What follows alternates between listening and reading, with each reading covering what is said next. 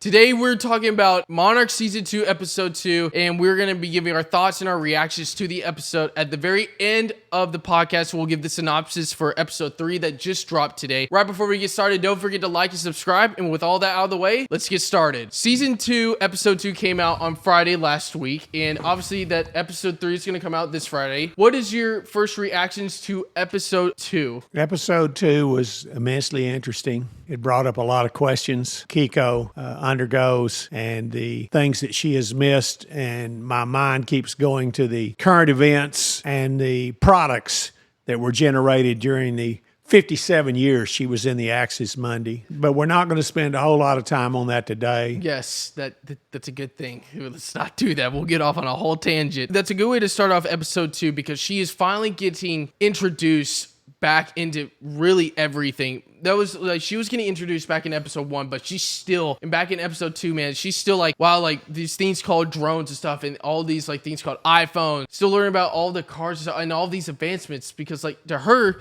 she was only gone for like 2 months. She was like still getting acclimated into Episode 1. She still wasn't used to everything, and it's still gonna take her time to get back into everything that's happening in the world for a little while, like especially with her family.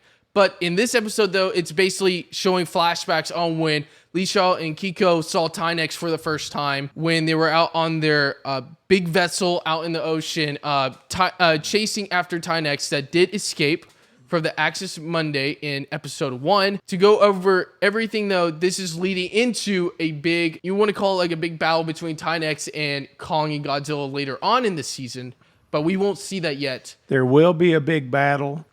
And I do believe that Kiko will spend a lot of time binge listening to the musical developments that occurred during the time she was down because she came out of the big band era. Came out of the big band era? Yeah, you know, they were like dancing and all that kind of stuff. And then all at once, oh my gosh, she never saw the twist. She never saw the Beatles. I'm just going to stop right there because my co-host is under a time constraint. Yes, we don't want to record for too long. He's got a ticket to Tokyo. Yep, I don't want him to be late. I'm leaving here in 30 minutes. Don't miss your flight. I'll miss my flight. It's in 30 minutes. While they're doing this, so the main thing revolving around Episode 2, they are trying to figure out their best way to track down Tynex to stop it. And in the episode, Tynex is off wandering all throughout the ocean, but it leads up going on later in the episode that he's heading. Tynex is leading towards a big area of vessel ships, big cargo ships.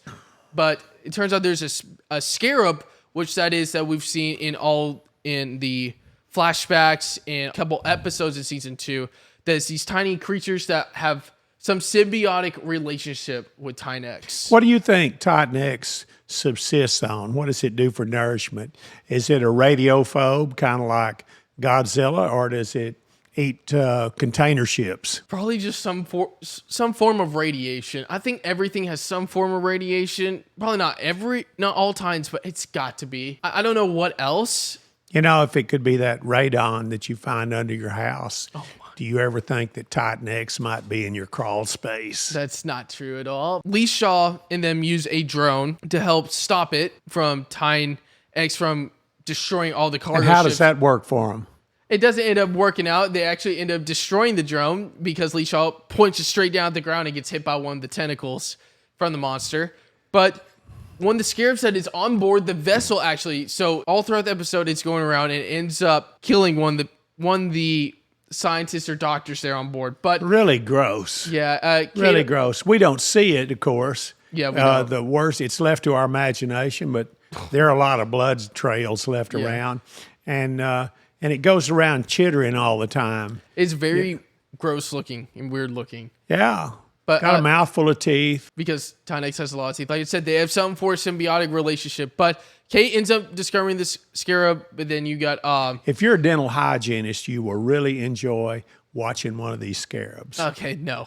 I don't think so. Mouthful of teeth. Oh, my. End up taking... Not the scarab down, but they end up trapping it and kind of injuring it. But right before they ended up like trapping it inside like a big, giant like blanket or whatever, it sends off a big, giant scream or signal to Tynex. And that's what caused Tynex to come back in right before getting to all the cargo ships, but it starts heading right towards them at full speed. But this is when Lee Shaw and they all finally discover Tim and stuff. Oh, we'll have to talk about Tim too right after this.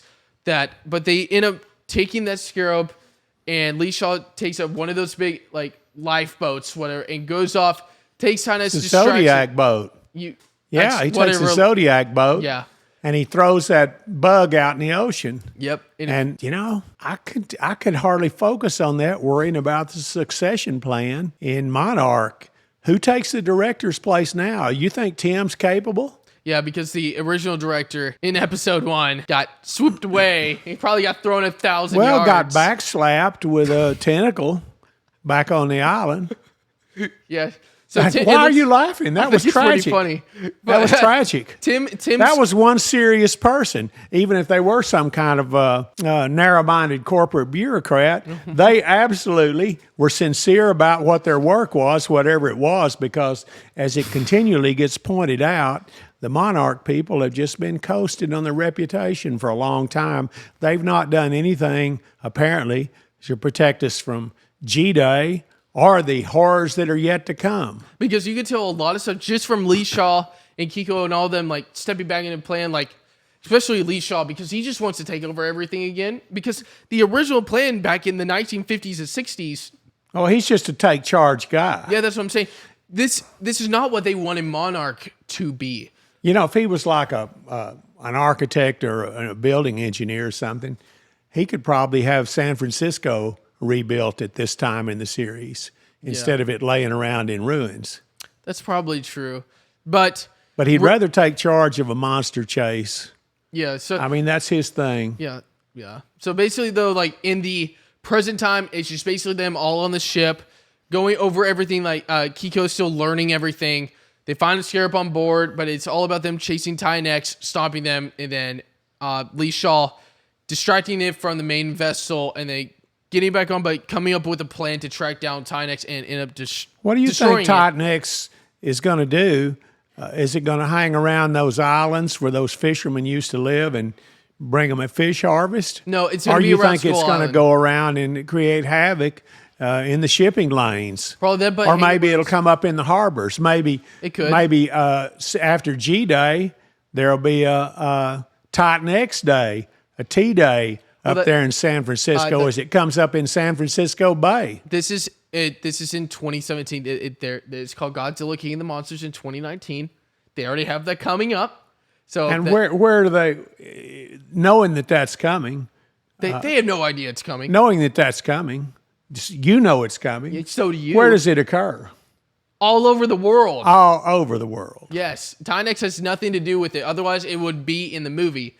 But it's pretty obvious that Godzilla or whatever. When Tynex, Godzilla's going to kill Tynex. Don't you think this would be an improvement in the movies if when Godzilla or Kong or the Tynex or Kong or when they make their roars or something, there would be like a closed caption translation of what they were saying. I think don't they kind of like make that machine in?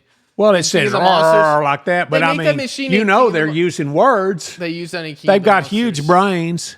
They have a language. They use that in King of the Monsters and Godzilla vs. Kong in 2021.